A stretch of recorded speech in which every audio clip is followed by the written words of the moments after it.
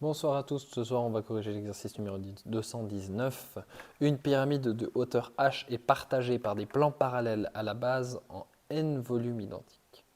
Déterminer la hauteur de la partie pyramide en fonction de n et h. Donc on va attaquer cette partie A.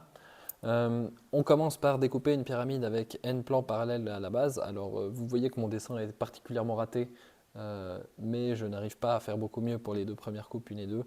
Donc on tranche cette pyramide au fur et à mesure, de sorte à avoir chacun des volumes qui soient identiques. Donc chacun des volumes c'est 1 sur n, ou 2 sur n, ou 3 sur n, ça dépend de la couche qu'on prend. Et donc typiquement là la première qui est écrite n-2, le volume serait n-2 sur n si je prenais toute la pyramide.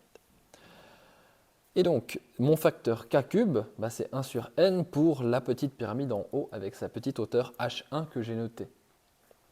Donc, maintenant, si je veux trouver la hauteur h1 par rapport à ma grosse hauteur, eh bien, il faut que j'utilise ce facteur. Je mets la racine cubique de k cube, donc la racine cubique de 1 sur n.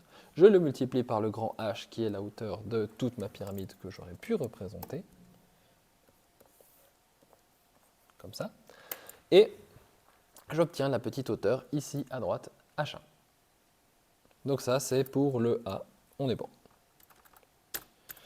Ensuite, si je veux, pour le B, trouver la partie n, eh bien, il va falloir que je construise cette petite hauteur hn. Et cette hauteur hn, c'est simplement la hauteur de toutes les pyramides jusqu'à hn-1, qu'on a soustrait à la grande hauteur h. Donc, ici, c'est ce que j'expliquais juste avant. Bon, on va pouvoir utiliser le volume comme étant n-1 fois 1 sur n, puisque du coup, on a pris n-1 morceaux de cette pyramide. Et donc, on a un résultat qui vaut 1 moins 1 sur n, autrement dit. Et du coup, pour trouver la hauteur de cette grosse pyramide, c'est pas compliqué, je réapplique avec mon nouveau facteur k. Donc je fais la racine cubique de ce 1 moins 1 sur n fois la grande hauteur.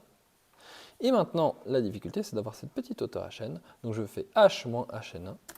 Et ça me donne 1 moins la racine cubique de machin fois h.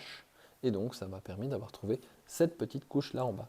Si je voulais trouver la couche n et la couche n-1, eh bien il faudrait simplement que je soustrais la couche hn-2. Et du coup, j'aurais 1 moins 2 sur n.